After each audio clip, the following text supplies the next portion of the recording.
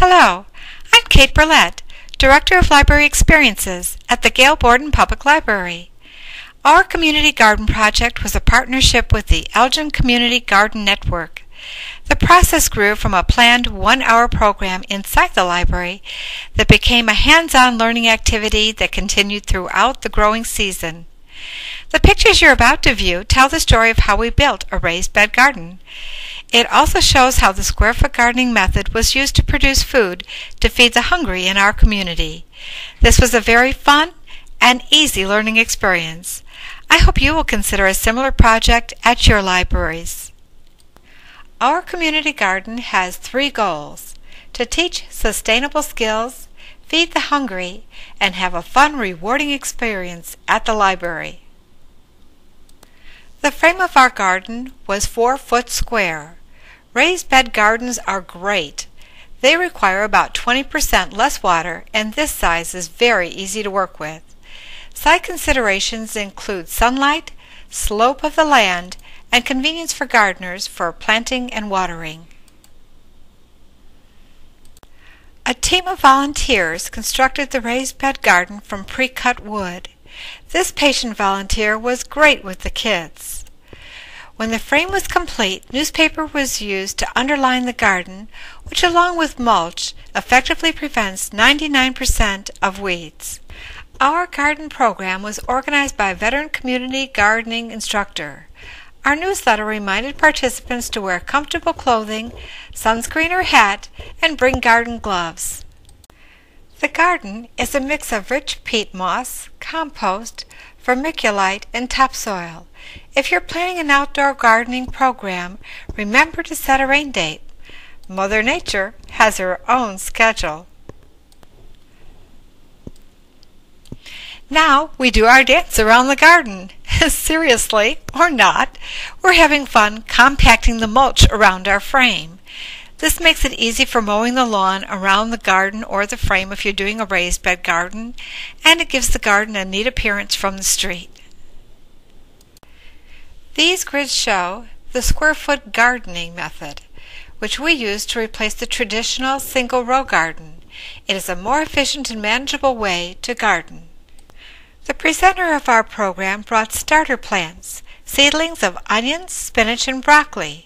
This picture was taken in early May, and our plants liked cold weather. We were lucky to have a water source nearby.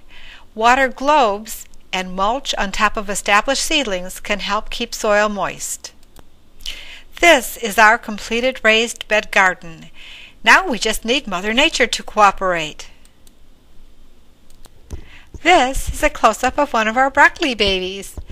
Each square had 3 onions, a few carrot seeds, and lettuce growing in each corner, along with broccoli or spinach in the center. Guess what these are? Baby worms hatched from cocoons. We poked pencils and pens into the soil to make little homes for our worms. Worms are important. They are recyclers. They break down organic matter and create rich nutrients. During the second planting, a preschool teacher brought some students to give them hands-on fun. Kids love digging in the dirt.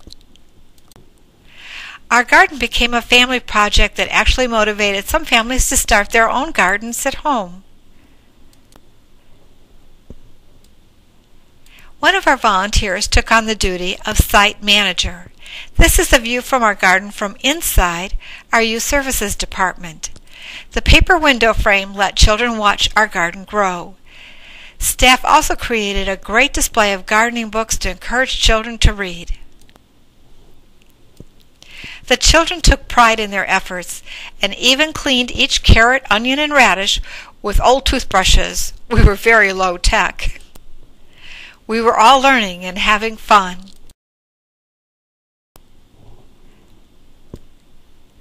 We needed to harvest and replant as our vegetables ripened. Our volunteers took the fresh food to local food pantries, soup kitchens, and even baked some of our zucchini into loaves of bread for the Community Crisis Center. We used coolers with a label explaining where the food was coming from. Our library board got a chuckle when they received thank you notes from the various organizations. This was our first harvest, plants that like cool temperatures. After our very robust summer crop of zucchini was harvested, the garden was bare, but not for long. A final winter crop of winter rye was planted to reduce soil erosion and put nitrogen back in the soil. We spread the seeds like sprinkling cheese on a pizza. Our little garden that grew an amazing amount of food all spring, summer, and fall is now resting and getting ready for another season. We hope you will go green at your Illinois libraries with your own community gardens.